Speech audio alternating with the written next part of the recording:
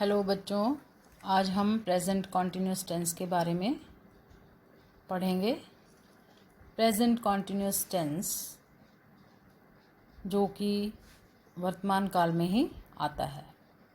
सबसे पहले मैं इसके रूल्स के बारे में बताऊंगी कि प्रेजेंट कॉन्टिन्यूस टेंस में फॉर्मेशन सेंटेंसेस की किस तरह होती है।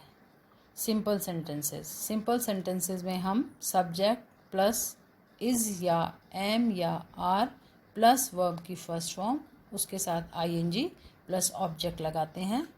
नेगेटिव सेंटेंसेस में सब्जेक्ट प्लस इज़ या एम या are plus not plus verb की फर्स्ट फॉर्म उसके साथ आईएनजी प्लस ऑब्जेक्ट लगाते हैं। उसके बाद इंटेरोगेटिव सेंटेंसेस का मीनिंग क्या होता है? जिसके पीछे क्वेश्चन मार्क आता है। हिंदी में उसको हम प्रश्नवाचक वाक्य बोलते हैं। इसमें हम हेल्पिंग वर्ब्स को सब्जेक्ट से पहले लेकर आएंगे। इज़ या एम या आर सब्जेक्ट से पहले लगाएंगे, उसके बाद सब्जेक्ट लगाएंगे प्लस वर्ब की फर्स्ट फॉर्म लगाएंगे, उसके साथ आईएनजी लगाएंगे प्लस ऑब्जेक्ट लगाएंगे और फिर साइन ऑफ इंटरोगेशन लगाएंगे। और अब आपको ये बताऊंगी कि एम हम आई के साथ लगाते हैं, he she it and singular noun के साथ हम इज़ लगाएंगे, you we they and plural noun के साथ हम आर लगाएंगे।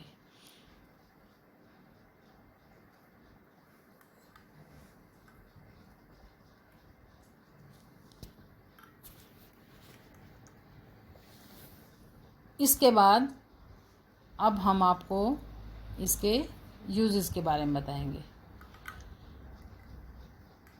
कहाँ पे हम प्रेजेंट कॉन्टिन्यूस टेंस का यूज़ करते हैं, इस्तेमाल करते हैं।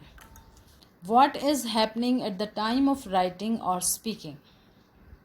जब हम बोलते हैं या कुछ भी लिखते हैं, जिस समय हम लिख रहे होते हैं या बोल रहे होते हैं उस समय हम इस प्रेजेंट कॉन्टिन्यूस टेंस का यूज़ करते हैं। For example, I hear a noise from the next room. मुझे आवाज़ आ रही है अगले कमरे से। Vijay is beating his wife again. Vijay फिर से अपनी पत्नी को पीट रहा है। तो जब मैं बोल रही हूँ तब मुझे आवाज़ आ रही है पीटने की। इसका मतलब क्या है कि जब मैं बोल रही हूँ उस समय वो एक्शन हो रहा है। तो ऐसे एक्शन को एक्सप्रेस करने के लिए हम प्रेजेंट कॉन्टिन्यूस टेंस का यूज़ करेंगे। Second, to express an action which is likely to happen in near future. उस एक्शन को एक्सप्रेस करने के लिए जो जल्दी ही होने वाला है। For example, she is writing a book on English.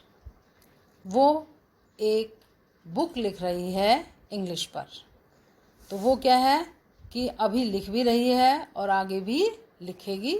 तो इसके लिए ऐसे सेंटेंसेस के लिए भी हम प्रेजेंट कॉन्टिन्यूस टेंस का यूज़ करते हैं। Third, to express an action which is going on in general may not be going on at that time of speaking.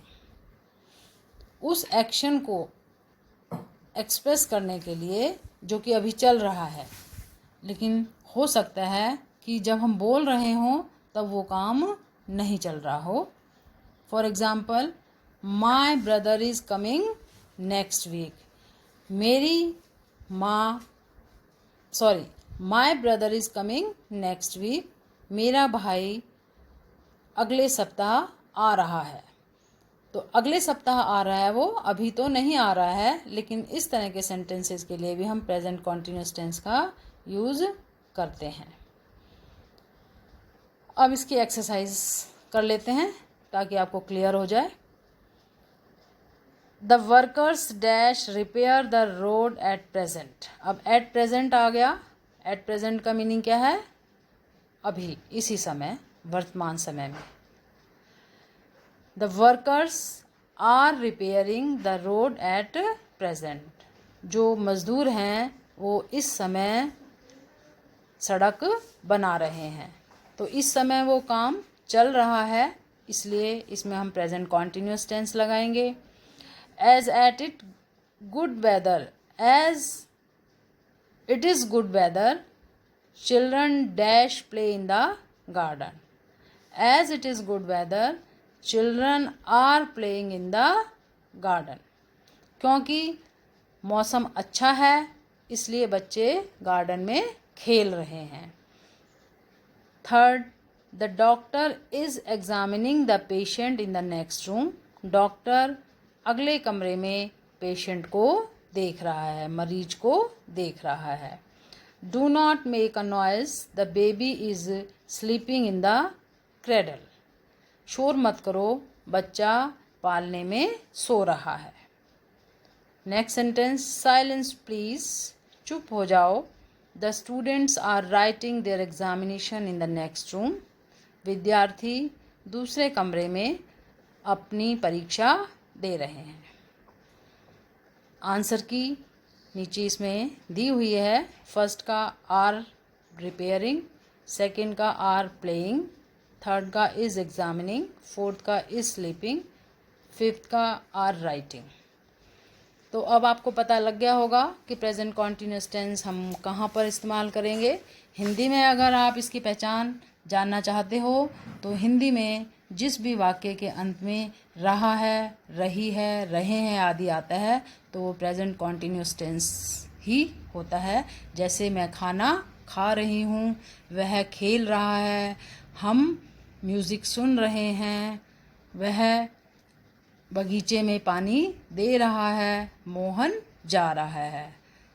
तो मैं समझती हूँ कि आप सभी को ये टेंस अच्छी तरह समझ में आ गया होगा। आप इस एक्सरसाइज को फिर से करेंगे और इसके रूल्स को कॉपी में लिखेंगे और साथ में याद भी करेंगे। Thank you.